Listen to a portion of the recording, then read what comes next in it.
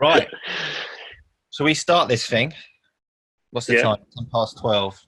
You ready? You brought your most professional TV persona with you. I'm always ready, man.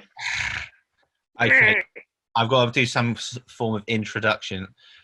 All right, Andrea, thank you very much for joining us. For those who don't know, Andrea played for us from 2012 to 2014. Was part of the side that made the playoffs twice and fell at Yeah. the semi-finals twice, unfortunately. Um, Andrea then sadly moved on and went to Blackpool. And you were actually you had a good time at Blackpool, didn't you? Well, not Wow. really. It was, You played well. it was different. Let's say it was different. I did play okay actually for a team that was struggling at the time, and we ended up getting relegated. But for me, after leaving Brighton, it was very difficult. It took me a while to actually get over it, and after one season at Blackpool, I decided to leave the UK. Talk to us about how you came involved in Barcelona, a huge club in Spain. Well, I signed for the B team in England, would be the reserve team, who plays in a professional league. At the time, it was like the League One, the Spanish League One. So I started playing there with the second team, having good performances, playing really well, alongside a lot of talented players. Even the goalkeepers at Barca know how to play the ball, so they were all good technically. And I improved my game a lot. I stepped up, and by I think it was January, I started training with the first team, which made it even better. So I mean, to walk in a dressing room and to see Ronaldinho sitting next to you, making jokes to you, talking to you, it was like, is this really happening? But it was happening. So I had a great experience. I could see a young Leo Messi, coming through, becoming one of the best players. I had the chance to make my debut in La Liga as well with Barca, playing the Spanish Cup with them, 3 games, playing some friendly games as well. So it was an amazing experience. At the time, I'm quite angry with myself because you take things for granted. So I thought that was the normality, to be in a club like Barca, and once you leave Barcelona, you actually realize what football's about and how lucky I was to be there. But it was an amazing experience, and something that I really look back and think, well, I'm very proud to have been part of, as you said, arguably one of the best clubs in the world. I think it's the best club in the world, but obviously no, and everybody won't agree with me. A little bit biased, and considering you live in Barcelona now as well, so you have to say that. Exactly. So, when you look back at your Barcelona career, I know you didn't play that many games with the first team. Do you look back and think that you just maybe weren't good enough to play for Barcelona, or do you think you didn't get the chance to show that you were good enough to play for them? Well, certainly I wasn't good enough to play for them at the time, because in my position you had Andres Iniesta, Xavi Hernandez, Ronaldinho, Leo Messi, Ludovic Joly, players like this. So it wasn't the easiest actually place to come through. But the season I left, Guardiola took over in the second team, with the second team, and the year after, a lot of players made their debuts with the first team, players that weren't as good as me. So it all depends on the time, the chances you get, how lucky you are. If you are at the right place at the right time, why not? I could have played for Barcelona a lot more than I did. But I'm happy to say that even if I played 4 games, for me, it's quite remarkable in a team that, Frank Rijkaard was the manager, and he wasn't giving chances to the young players. So it was a different situation of what happened after with Guardiola. And at Barca now there's a debate of young players not getting the chances, players with a lot of quality, the likes of Ricky Puig in the second team. They're not getting minutes in the first team, and the difference is the quality of the players in the first team is so good that how you're gonna give 18-year-old players the chance to play in front of, I don't know, the young Messi, Antoine Griezmann, or players like this is very difficult. So I tell you now, I wasn't good enough to make it into that team. What is Messi and Ronaldinho like, just as people? Because nobody sees that. Yeah, Messi, when I was there, he was only young. It was 17, 18. He used to be the coffee guy for Ronaldinho. So Ronaldinho used to ask him, "Come on, Leo, get me a coffee, 2 sugars, please." And he was humble and shy. He would just stand up, walk to the coffee machine, and make the coffee for Ronaldinho. He wouldn't talk a lot. I tried to have a few conversations with him, but he was very shy. He used to just look down and giving you very short answers. But on the pitch, he wasn't shy at all. He was an absolute machine, and to be that mature and that good at that age really impressed me. But for me, Ronaldinho, at his best, is the best player I've ever seen. Even in the training ground, the things that he was able to do, it was just incredible. I've never seen a player doing the same.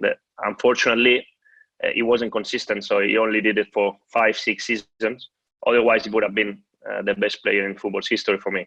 Ronaldinho, at his best, is better than Messi. This is what I think. This is a huge statement. Yeah, but I had the chance to train with both and play with both. And the good thing about Ronnie is he was just smiling all the time. He was a positive leader. That leadership was positive in the dressing room and in the whole camp, the fans. Barcelona fans historically are quite negative. They're pessimists. They think they're going to lose. They think, something bad is going to happen. And when Ronaldinho came, everything changed. And this is when the history of the club really changed. When they won the Champions League while I was there, the final against Arsenal. Were you there? I was there, yeah. I was in the Champions League list. I didn't make my debut in the Champions League, but I was part of the team. Did you get a medal? I don't have a medal, and I didn't get my bonus either. So, but outrageous. Outrageous. If you look at Wikipedia, you can see that I'm a league winner and a Champions League winner as well. So, I just take that.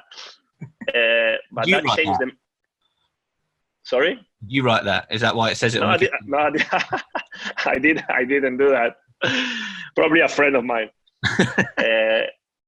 But this is when the history of the club quite changed, because everyone started to see Barcelona as a threat and as a top team. And obviously, when Guardiola took over, what happened after his history of football. Yeah, exactly. So we've talked about your Barcelona career very briefly, but the main reason we wanted to talk to you, obviously, is about your time at Brighton. I remember you coming in on deadline day. There was a couple of you that came in. I think David Lopez was. Yes. Was there 3 players we signed in one day? I think it was Stephen Dobby. That was the other one. Yeah. Stephen Dobby came from Swansea as well. Myself and David Lopez. And I actually remember Gus Poyet watching videos of David Lopez while I was signing my contract.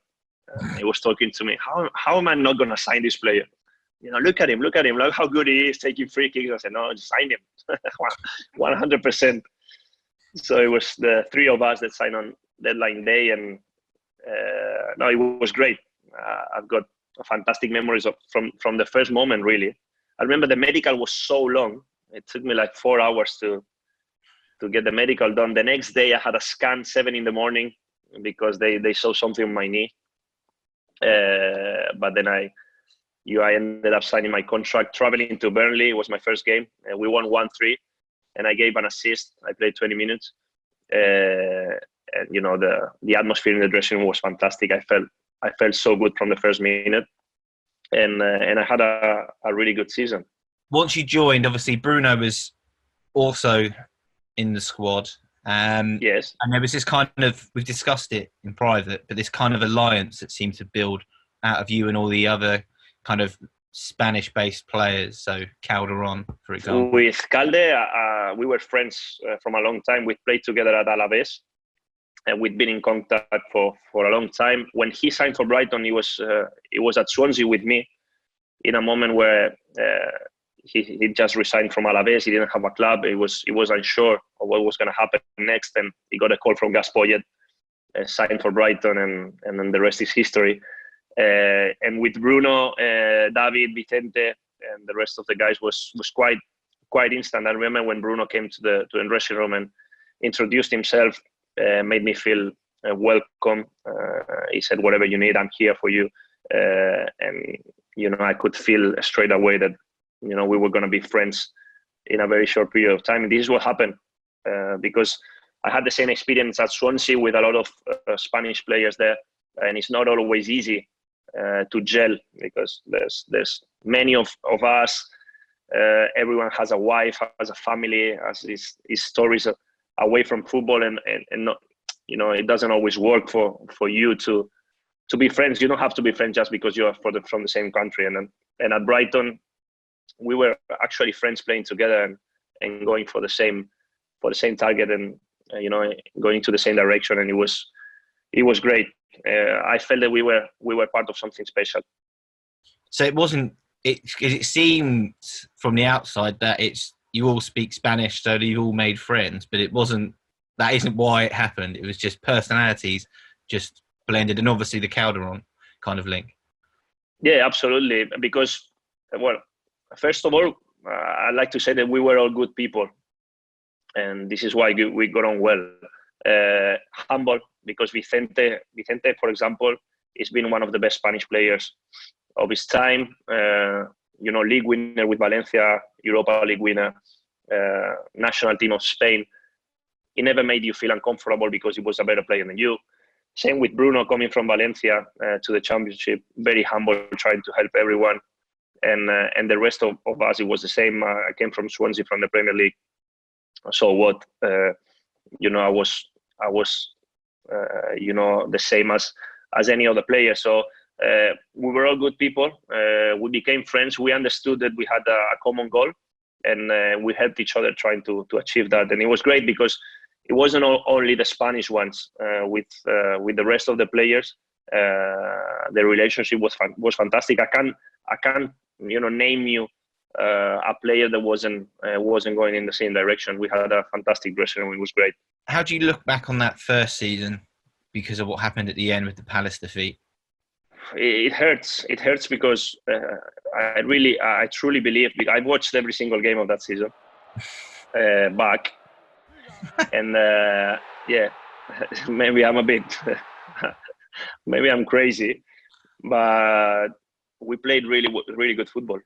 It was a great football team with an idea of what we wanted to do, and most of the games we managed to play the style we wanted to, and we managed to actually score fantastic goals. Some of the link-up play was brilliant. And I really thought that we were the best footballing side in the Championship, a lot better than Palace. I mean, you can't compare the Palace team with our team. They had a couple of players that were probably outstanding. Let's say Wilfred Zaha or Yannick Bolasie, and that was it. And Murray up front until he got injured in their first game. Yeah, well, Glenn Murray, of course, but Jedinak, yes, whatever. But as a team, we were much better. The idea of football, the way we wanted to play, the way we played, you can't compare both sides. So when you look back and you think at both games, especially the first leg at Selhurst Park, we were much better. We got a 0-0 draw, and you go out of that game thinking, yes, that's it, we're through. You could see Wembley. And the second leg at home, from the first minute, I could sense that something was wrong. I don't know. The atmosphere was different. The way the Palace players started the game, you could sense that something bad was going to happen. Having said that, we had the best chances before Zaha scored. When Ashley Barnes came on, I think he hit the bar. One ball was cleared over the line. So we could have easily won that game, and it's something that hurts because we were prepared. We were well equipped to get into the Premier League and to stay for years to come. Fortunately, the Brighton was able to do it a few seasons later. But for me, it was a shame that we couldn't do it.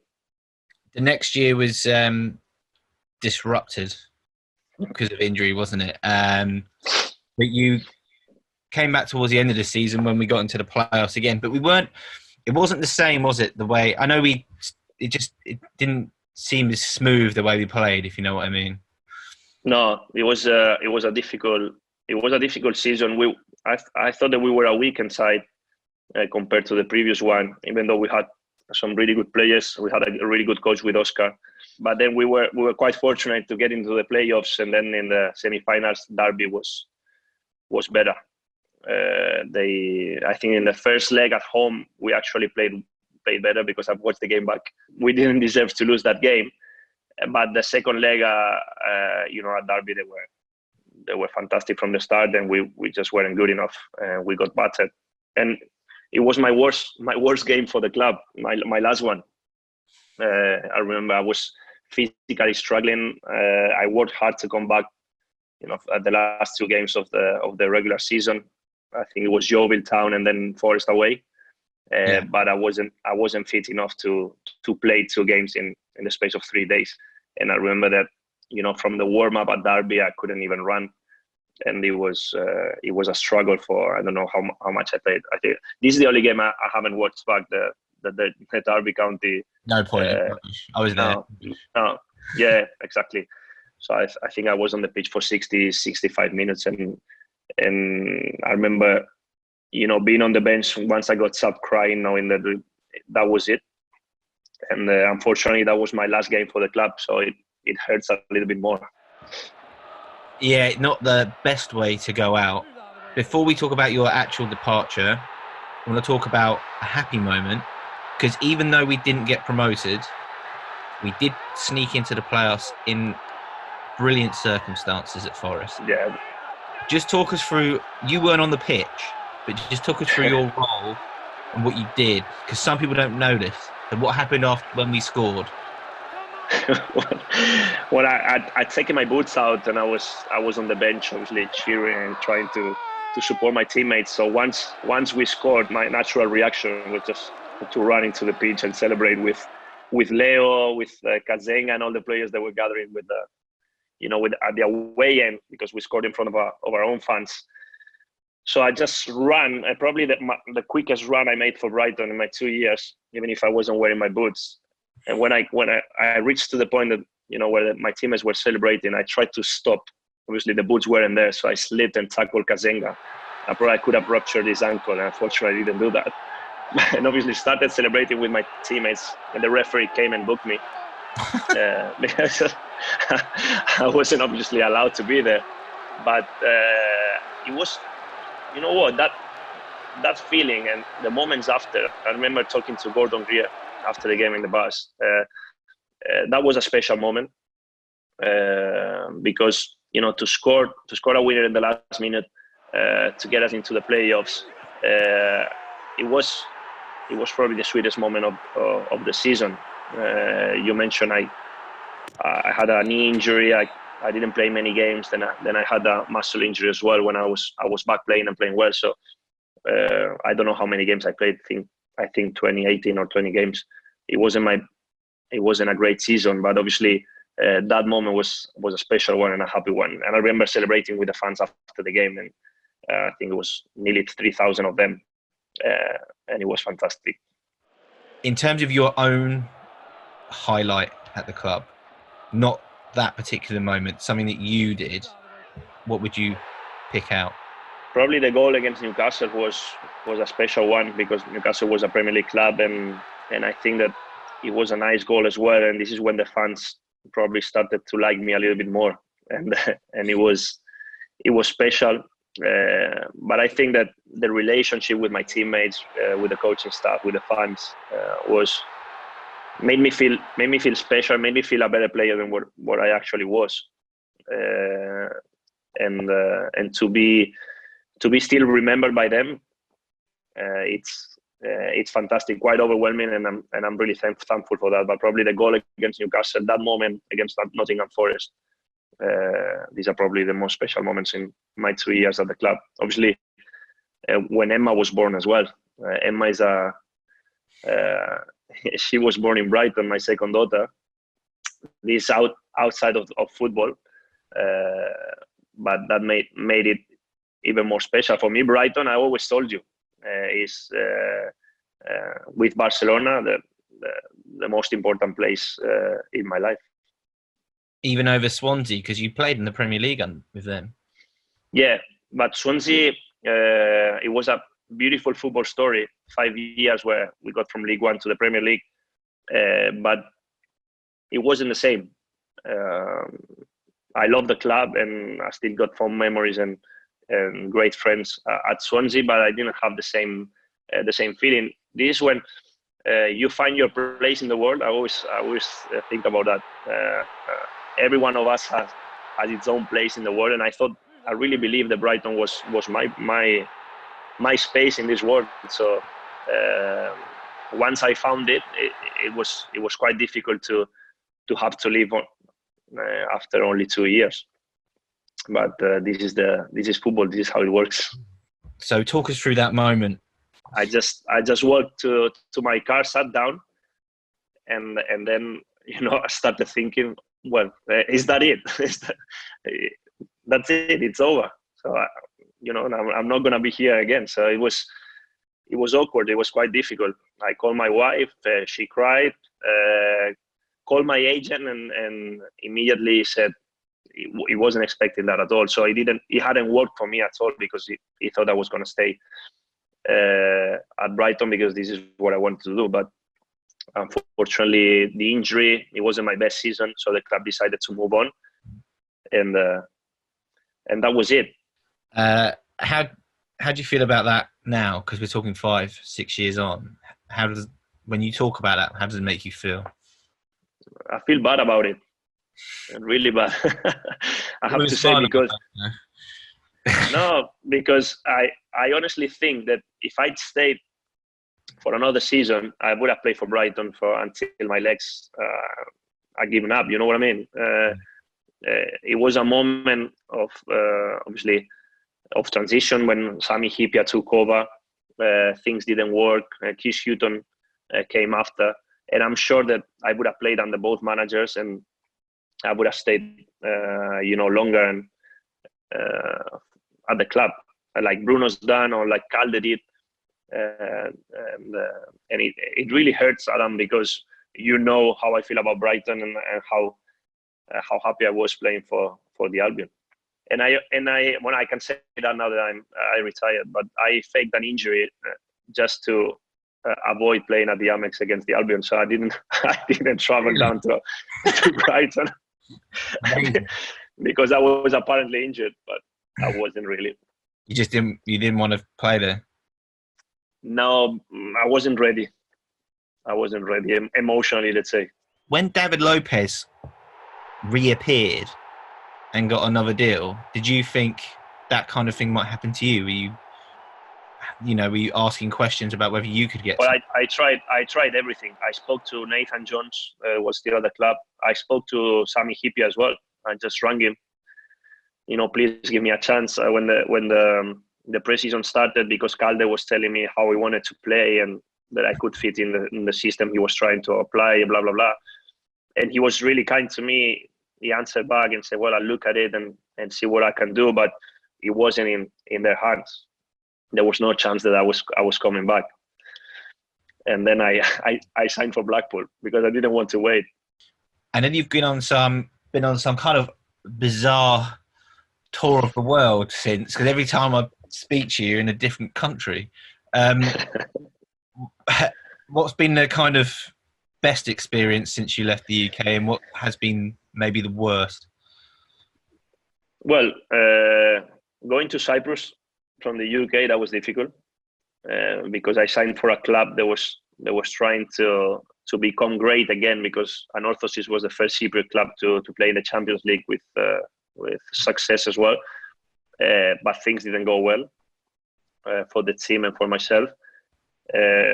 But then again, as in Blackpool, I managed to get something positive out of it. I played well and signed for Apoel, who were the champions, and I had the chance to play in Europe. I think that was probably the highlight after leaving the UK, being able to play the qualifying rounds of the Champions League, being very close to make it to the groups, and then winning the group in the Europa League, beating Olympiacos, the Greek giants, both at home and away, and beating Athletic Bilbao after in 2 legs. So that was quite remarkable. That was the season when Manchester United won it with Mourinho.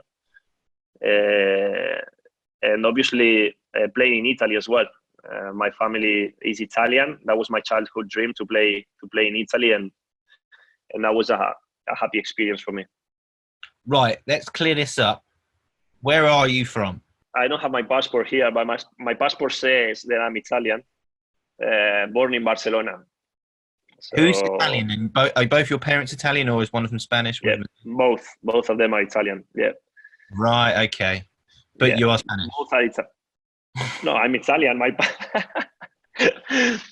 My passport says I'm Italian, but I was born in Spain. So if you had been called up to the national side of Spain and Italy, where would you have played? Well, Italy, because there was I've been called up for Spain for the under-17 team, and I decided not to go, because there was a rule at the time that if you played for an under-16, 17, 19 team, a national team, you wouldn't be able to play for the national team of your own country later on. This rule doesn't apply anymore, so I could have actually gone there and play for Spain, and that would have made a huge difference in my youth career. But at the time, I wanted to play for Italy, and I refused to play for Spain.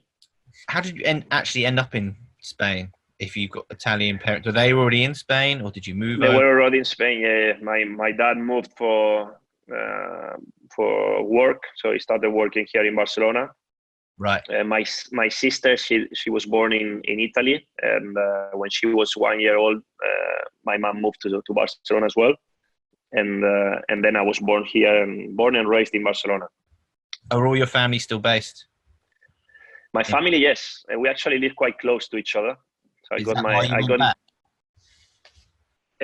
Well, I'm back because this is where I always wanted to live. Because I was born here. I went to school in Barcelona. I got my friends here, and I think it's quite an all right city to be living in. So I believe it's all right. Yes. So this is why we are here. Obviously, when I went to India, my last experience in football was in India. Laura and the girls came back to Barcelona because they obviously didn't come with me. So Laura started working. My girl started the school. So once I retired, I didn't want to move again. I think that they deserve a little bit of stability now, and to stay in a place where they feel comfortable. And both Lara and the girls are happy in Barcelona. So this is why we're here. Has there ever been a discussion about coming back to Brighton? Because you said your wife is she? Did you get married in the end? Because you were going to get married. No, you never got married. No. We're still still planning that. Yeah, we're still knowing each other. It's only it's been 15 you were getting years. Married 5 years ago. You told me getting married. Well, you were gonna be very much involved in the wedding. I was, yes. Yes. I'm still waiting for that job. Yeah. Yes. Something happens. Always something happens that kind of stops us from getting married. But I call her wife because it's quite. To say she's my girlfriend is a bit. It sounds weird. Have you ever discussed coming back to Brighton then? Because as you said, it seemed that daughter was born here. Your partner liked it here. You loved it here. It's been in our minds, in our thoughts. So it all depended on what I wanted to do after football. Obviously, coaching has been there for a while as a possibility, as an option, and if I'd say now to Laura, we're going to Brighton, she would be happy, and I would as well. I don't say I'm going to be living in Barcelona forever. I'm quite open about that. So it's always a possibility of me, coming back to Brighton one day. Because at the moment, you are working heavily in Spanish TV, aren't you? So for those Yeah. who don't know what you're doing now, if you just explain exactly what your job is.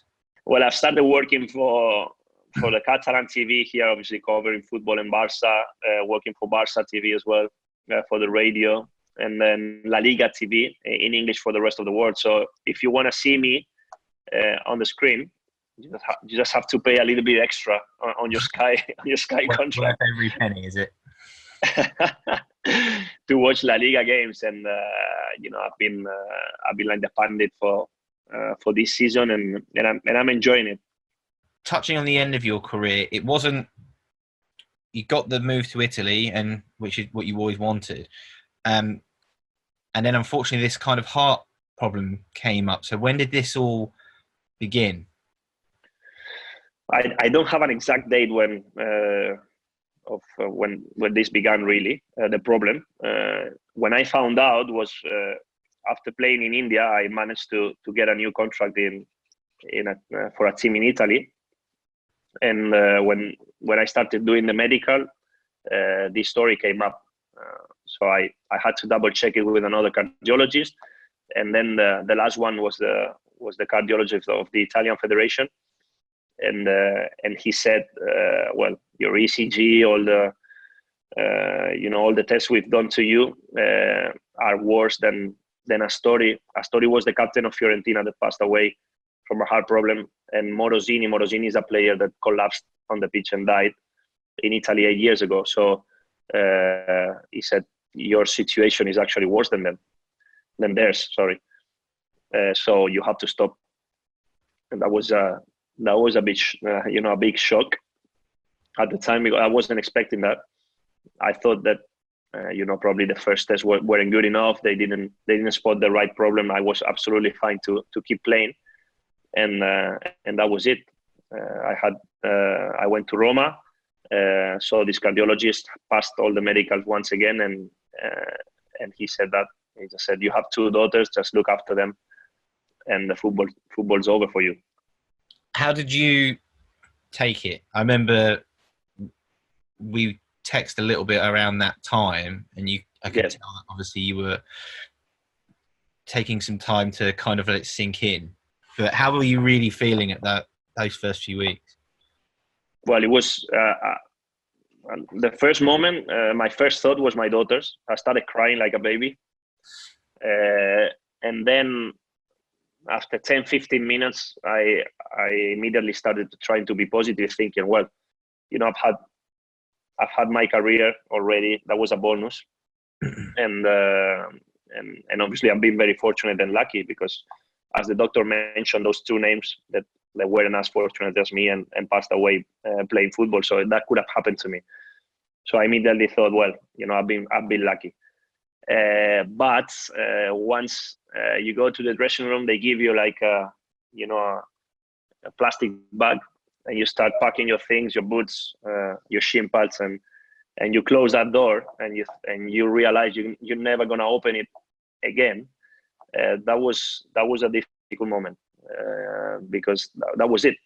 All the struggle, the training, the happy moments, the sweat, tears, blood, everything, that's over. All the banter, joking. So it's not going to happen again. So it took me a while to actually get over it. And sometimes I still dream that I have a game the next day, and just wake up in the morning very excited, and and there's no game waiting for me. So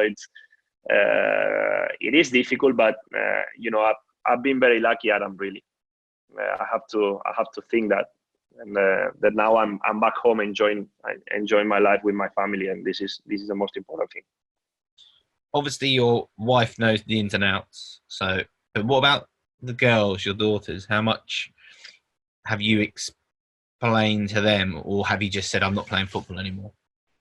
Well, they know Daddy has a heart problem, and he can't play football anymore. But sometimes when we go to the Camp Nou, we go to the Barca games together, and they tell me, "Why can't you play football anymore? It's so cool. We want to see you out there." And obviously, I have to explain once again that Daddy's been there, but he's not able to do it anymore. So he does something different now. He has a different job, but they understand it. They actually watched your video. You remember the video you made with Nora when she was only a baby before the Arsenal game? We watched it back like a couple of weeks ago, and Emma, the little one, she probably hadn't realized that I was a real player. So when she watched the video, she was kind of shocked and looked at me thinking, "What? My dad was all right." and she was actually quite proud and happy, that her dad was a football player, and it's just Nora understands more and better than Emma.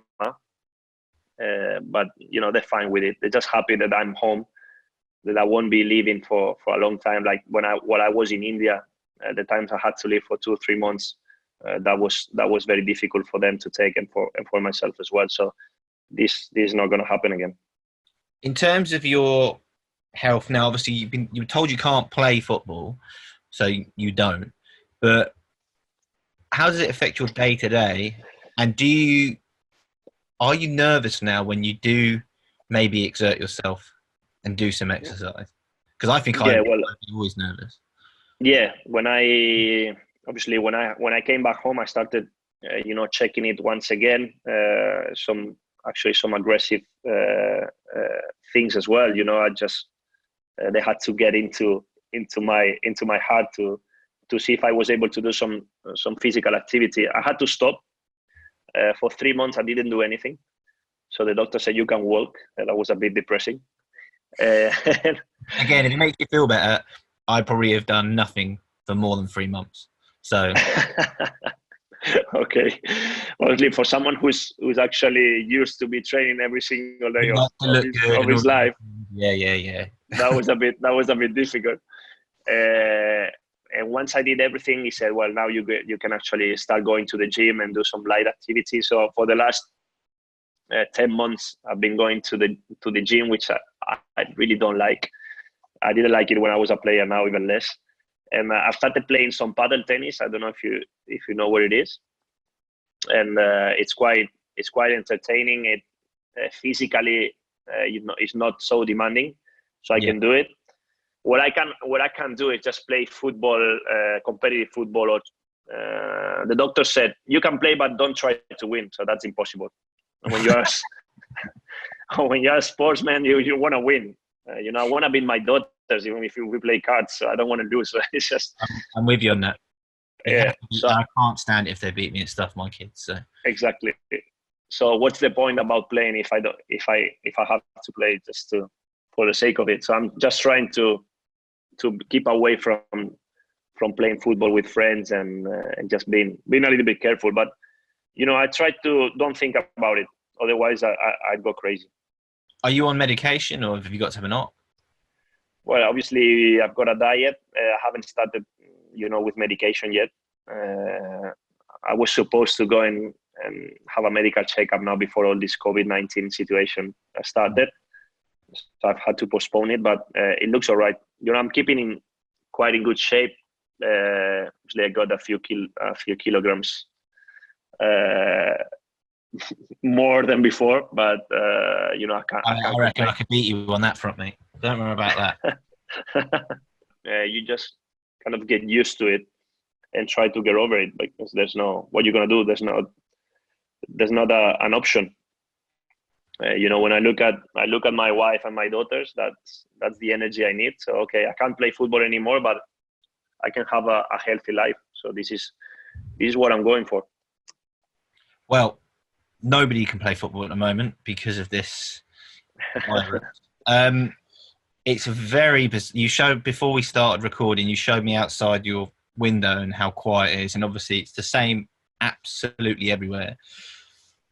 There are people doing incredible things to look after people. There's people delivering food. All sorts of things are going on. But what about in the Orlandi world? What's happening with you guys? How are you coping with this, with little kids in the house?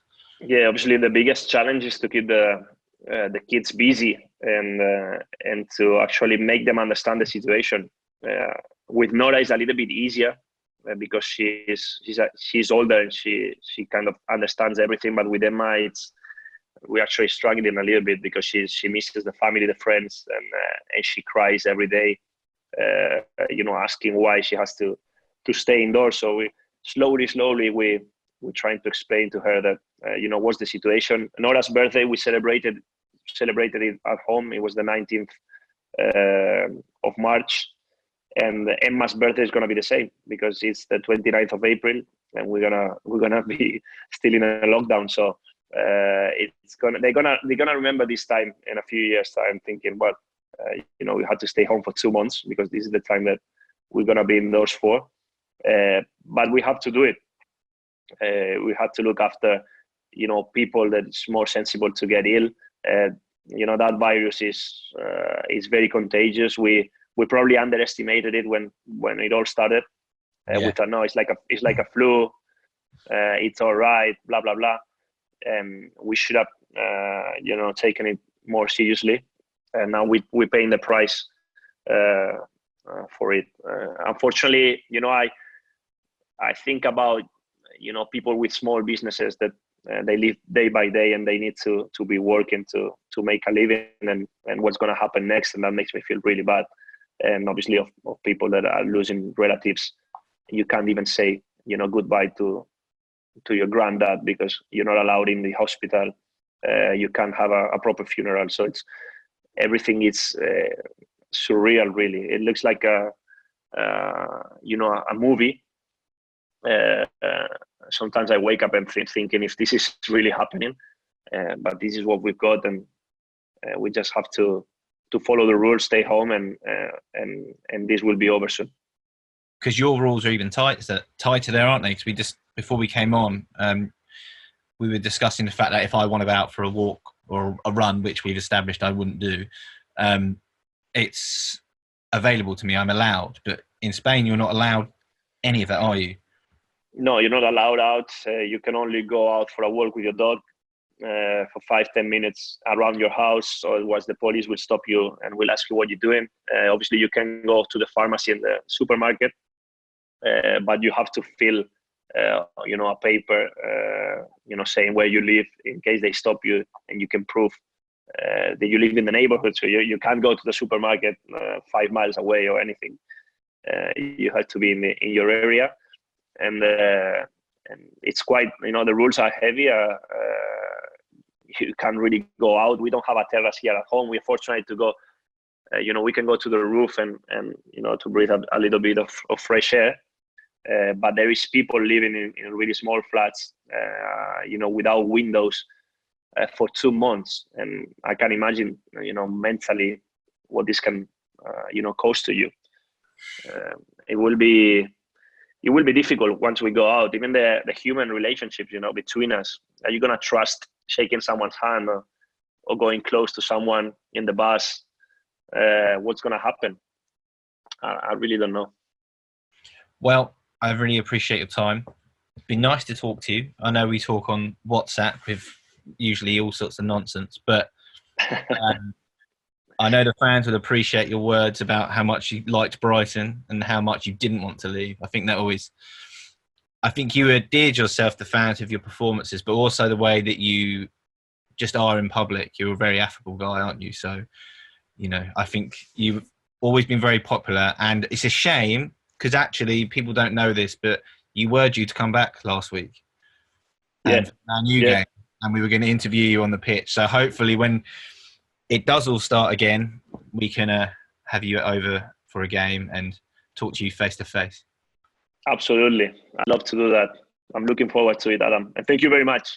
I've really enjoyed talking to you. I'll continue to send you drivel on WhatsApp, so don't worry. Okay. Thank you, Adam.